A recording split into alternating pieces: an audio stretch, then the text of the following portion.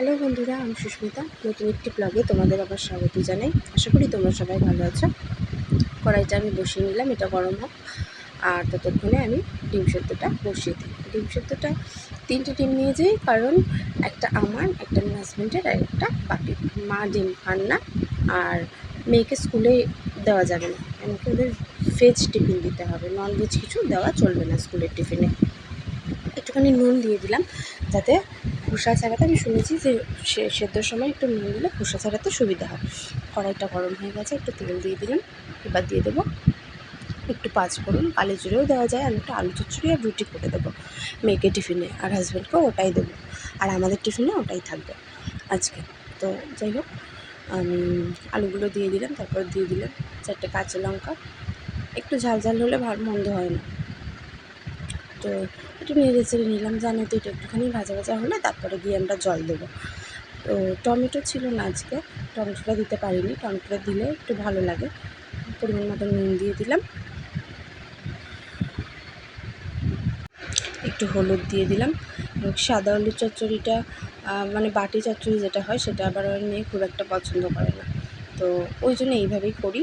তো এটা করে নিলাম। এদিকে দেখো ডিম সেদ্ধটাও প্রায় হয়ে এসছে, জলটা ফুটছে, একটু বাদে আমি বন্ধ করে দেবো ওটার গ্যাস, মানে ওই সাইডের ওভেনটা আমি বন্ধ করে দেবো। তো এদিকে একটুখানি এটা নেড়ে চেড়ে নিচ্ছি ভালো মতন। আর চলো, তার মাঝখানে আমি মেয়ে জলের বোতলটা ভরে এগিয়ে রাখি, তো কিছুটা কাজ আর কি এগিয়ে থাকবে। জলের বোতলটা আমি ভরে নিই। ভরে নিতে নিতে দেখলাম যে এটা একটু হয়ে এসছে, লাল লাল করে ভাজা ভাজা। এবার জল দিয়ে দেবো। জল দিয়ে দেওয়ার পরে একটুখানি নুন দিয়ে দিলাম। এবার তারপরে আস্তে আস্তে হতে থাক। ওদিকে আমি ডিম সেদ্ধর ওই ইয়েটা বন্ধ করে দিয়েছি, ওভেনটা বন্ধ করে দিয়েছি। আর এদিকে এটা একটু কমিয়ে দিয়েছি, এটা আস্তে আস্তে হতে থাক। এরপরে আমি একটু আটা মেখে নেবো। আটা মেখে নেবো। আটা মাখা হয়ে গেছে দেখো।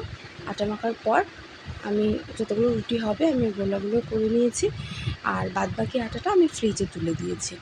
তো এটা আমি এখন বেলে নিই। বেলে নেওয়ার পরে রুটিটা করে নেবো। তাড়াতাড়ি করে সব কিছু করতে হবে, ওকে আবার মেয়েকে আবার তুলে রেডি করতে হবে। তো আর দেখো আলু চচ্চড়িটাও হয়ে এসছে। এবার মেয়ের টিফিন বক্সে একটু মানে তুলে নেব, আর হাজব্যান্ডের টিফিন বক্সের জন্য একটুখানি তুলে নেব। তো ওটা নিই, আর আমি বন্ধ করে দিই গ্যাসটা আগে। তারপর বন্ধ করে দিয়েছি। এবার রুটিটা করে নিই। রুটিটা করছি।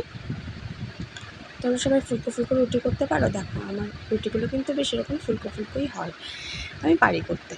তো যাই হোক, রুটি করা হয়ে গেছে। এবার ওদের টিফিনগুলো একটু গুছিয়ে দিই। হাজব্যান্ডের টিফিনে ছিল এটা, আর মেয়ে কালকে বলেছিল যে আমি গোলাপ জামুন নিয়ে যাব টিফিনে, তো ওর জন্য কালকে গোলাপ জামুন নিয়ে এসেছিলো, রাতে খেয়েছে। আর খাওয়ার পর একটা ছিল। তো রুটিটা দেখো এখানে ওকে আমি ছিঁড়েই দিই, ও ছিঁড়ে খেতে পারে না, তো তাই জন্য ছিঁড়ে দিই। আর গোলাপ জামুন দিয়েছি সাথে, আর তরকারি দিয়েছি, আলু চচ্চড়ি আর কি। তো ওদের টিফিনটা রেডি হয়ে গেছে, সমস্তটা গুছিয়ে নিয়েছি। দেখো, ও হাজব্যান্ডের টিফিনটা হাজব্যান্ডের ব্যাগে এবার দিয়ে দেবো, আর মেয়ের টিফিনটা মেয়ের ব্যাগে দিয়ে দেবো। সমস্তটা গোছানো হয়ে গেছে। তো চলো এগুলো ওদের ব্যাগে দিয়ে দিই, আর মেয়েকে আমি খাইয়ে রেডি করে দিই, তুলে খাইয়ে রেডি করে দিই। এই যে মেয়ে রেডি হয়ে গেছে, এবার বেরোবে। বেরোনোর সময় আমাকে টাটা করবে, প্রত্যেক দিন টাটা করে, আমি জানি আজকেও করবে, দেখা যাক। এই যে করলো টাটা। ভিডিওটি ভালো লাগলে লাইক, শেয়ার, কমেন্ট, সাবস্ক্রাইব করো।